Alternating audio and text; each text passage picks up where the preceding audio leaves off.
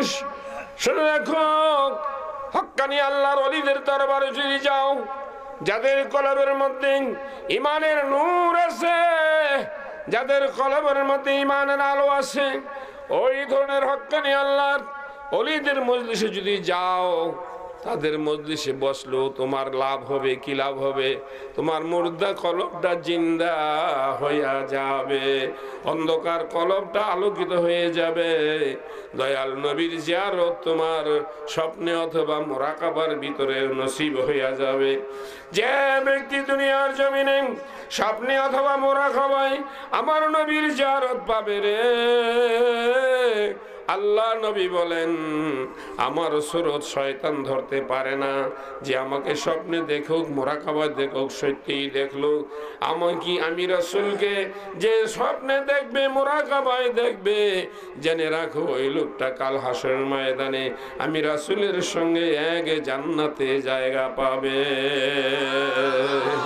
জোরে বলেন সুবহানাল্লাহ, আরো জোরে বলেন সুবহানাল্লাহ।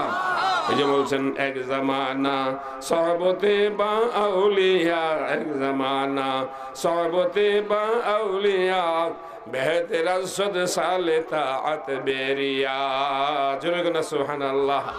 হক্কানি আল্লাহর ওলিদের মজলিসে অল্প সময় বসা 100 বছর বেরিয়ে ইবাদতের চাইতে উত্তম। জোরে বলেন সুবহানাল্লাহ। আমার ভাইয়েরা, বন্ধুরা, এই জন্য কিতাবে একটা ঘটনা লিখেছে, আমার বাবাজিরা হক্কানি আল্লাহর ওলিদের কাছে গিয়া অনেক সময় অনেক ছাত্র আলেম হইয়া সে একজন আল্লাহর ওলি হইয়া যায়, হিসাবের খলিফা হইয়া যায়, হয় না? আর যেরকম হয় কিনা? তার উস্তাদেরা কয় কিরে তারে পড়াইলাম লাইলাম তেদি বিশ্বাস হয়ে গেছে গা, কি ঠিক তেদি বিশ্বাস হয়ে গেল গা, এটা আমার ছাত্র, কি বলে ঠিক না? আবার অনেক সময় ওস্তাদেরা ফখর করে আমার একটা ছাত্র এরকম পিসাব হয়েছে, কি ঠিক, আমি তারে পড়াইছি, মানে সে ওস্তাদ হওয়াতে একটু কি লাগতেছে, তার কাছে একটা ভালো লাগতেছে যে আমি এমন একটা ছাত্রের ওস্তাদ হয়েছি, ঠিক না? ঠিক খুশির ব্যাপার না? আর যেন খুশির ব্যাপার কিনা? হ্যাঁ বন্ধু আমার, এরকম একজন আল্লাহর ওলি আমার বাবাজিরা, তার ওস্তাদ শুনতে পায়, চতুর্দিকে শুনতে পায় তার ছাত্র একজন আল্লাহর ওলি হইছে। জোরে কন্যা সুবহানাল্লাহ। ওস্তাদ মনে মনে ভাবলো আমার ছাত্র, আমি তারে পড়াইছি, এখন সে আল্লাহর ওলি হইছে, চতুর্দিক থেকে মানুষ তার বাড়িতে যায়, জিকির আজকার করে, গরু ছাগল লইয়া যায়, বিরাট দরবার হয়ে গেছে, ঠিক না? ঠিক। আমি কদ্দুর যাই আমার ছাত্রটার সঙ্গে একটু দেখা কইরা সেই। জোরে কন্যা সুবহানাল্লাহ। ওস্তাদ ছাত্রের বাড়িতে আসছে দেখা করার জন্য। এখন যেই ছাত্র আল্লাহর ওলি হইছে, এই ছাত্র কি আদব না বেয়াদব? আর যেরকম আদব না বেয়াদব? আদব। হায় হায়, ওস্তাদ আসছে, উনি আইসা ডাক দিছে, নাম লিয়ে ডাক দিছে। হুজুর তো মুরিদ নিয়ে বৈশাখ কথাবার্তি বলতেছে, এমন সময় নাম লিয়ে ডাক দিছে, এই অমুক তুমি আসনি বাড়িতে? ওস্তাদ না, ছাত্রের নাম লিয়ে ডাক দিব না? ছাত্রের নাম লিয়ে ডাক দিছে। এখন আশেপাশে মুরিদরা কই এটা কেডারি? হ্যাঁ আমার হুজুরের নাম লিয়ে ডাকে, ঠিক না? ঠিক। আমার হুজুরের নাম লিয়ে ডাকে। হুজুর তো চুকি দিয়ে দেখে কি আমার ওস্তাদ, কি আমার ওস্তাদ। হুজুর এখন তাদের ফালাইয়া দৌড় দিয়ে লাভ দিয়ে বাইরেছে। হুজুর আপনি কই থেকে আসছেন? আরে কেমনে আমার বাড়িতে আপনি আইছেন হুজুর? কয় বাবা আমি আইসি, ক্লান্ত এসে আমার একটু বসার জায়গা দাও। তাকে বসার জায়গা দিছে। কই হুজুরের রুমের মধ্যেই, এমনকি হুজুরের ধোয়ানোর দরকার আছে, উজু করবে, কিন্তু এখন তো ক্লান্ত হয়ে আসছে হুজুর, বয়স্ক লোক, ছাত্রের বাড়িতে আইসে। হুজুর বলতেছে আমার একটু বসার জায়গা দাও। হুজুর বলছে আসেন আসেন আমার খাটের মধ্যে বসেন। ওনার খাটের মধ্যে বসাইয়া ছাত্র কি করছে, হুজুরের জন্য একটু গরম পানি আনতে গেছে উজু করার জন্য। গরম পানি আসছেন, এদিক দিয়ে হুজুর ক্লান্ত। ক্লান্ত মানুষ কি চোখ খুললা রাখে না বুঞ্জা রাখে? ক্লান্ত মানুষ হুজুরের বিছানার মধ্যে বইয়া বইয়া ঘুলায় আর একটু চোখটি বুঞ্জা রাখছে। এমন সময় আল্লাহর ওলি পানি নিয়ে আসছে। হুজুর দেখা যায় দুই চোখের পানি ঘর ঘর করে পড়ছে। আর তিনি সালাম দিতেছে আসসালাতু আসসালামু আলাইকা ইয়া রাসূলুল্লাহ, আসসালাতু আসসালামু আলাইকা ইয়া হাবিবাল্লাহ। জোরে কোন সুবহানাল্লাহ। আল্লাহর ওলি বুঝতে পারছে, চুপ করে পানি নিয়ে দাঁড়ায় এসে হায়। কিছুক্ষণ পরে হুজুর চোখ খুলছেন, খুললা দেখে ওই ছাত্র পিসাব পানি লইয়া হুজুর যেন দাঁড়ায় রয়েছে।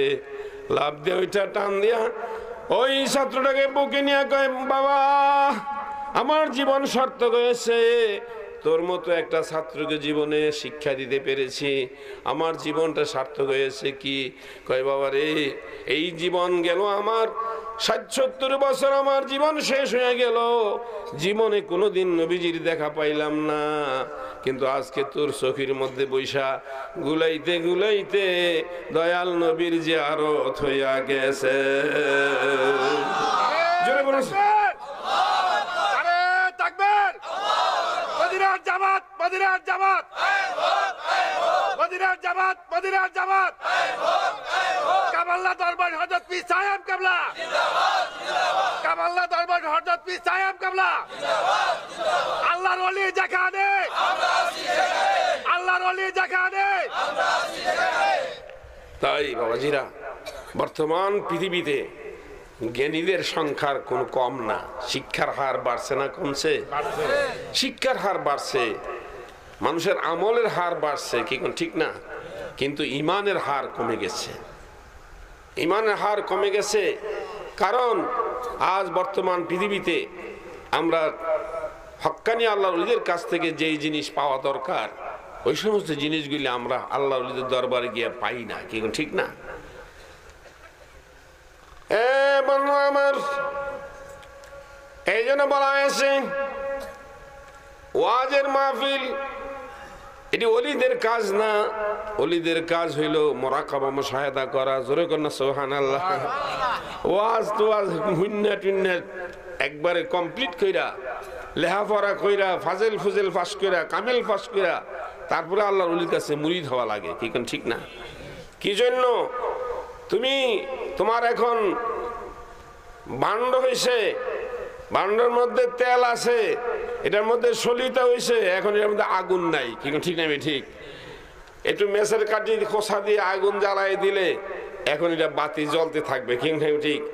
তেলও নাই, বান্ডও নাই, সলিতাও নাই, মেসের কাঠি দিয়ে জ্বালাইলে কি আগুন থাকবে? আর যখন থাকবে থাকবে না। সেই জন্য আপনার কাছে থাকতে হবে কি?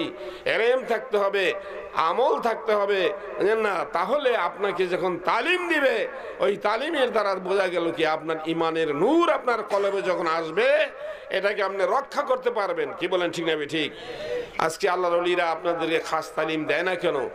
দেয় না এই জন্য যে আপনি এক্ষুনি আল্লাহর ওলির কাছে গিয়ে তওবা করছেন, আবার জিকির আজকার করছেন, কিন্তু এখান থেকে গিয়েই দেখা যায় আপনি আবার একজনের গীবত করতেছেন, আপনি আরেকজনের হক নষ্ট করতেছেন, বিভিন্ন রকমের ভুল ভ্রান্তির দিকে আমরা চলে যাই, কি বলেন ঠিক না? ঠিক। কিন্তু আসলে আমাদেরকে এই দুনিয়ার জমিনে কি চিরদিন থাকা যাবে? আর যখন থাকা যাবে?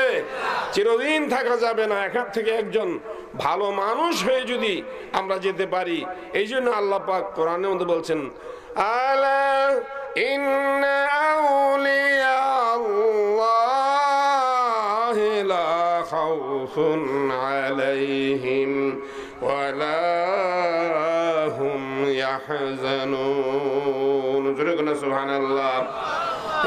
দুনিয়ার মানুষ, তোমরা যদি হক্কানি আল্লাহর ওলি হতে পারো, তোমাদের কোনো ভয় নাই, তোমাদের কোনো চিন্তা নাই, মৌতে ভয় নাই, কবরে ভয় নাই, হাসরে ভয় নাই, মিজানে ভয় নাই, পুলসেরাতে ভয় নাই, ভয় নাই দুনিয়াতে, ভয় নাই আখেরাতে।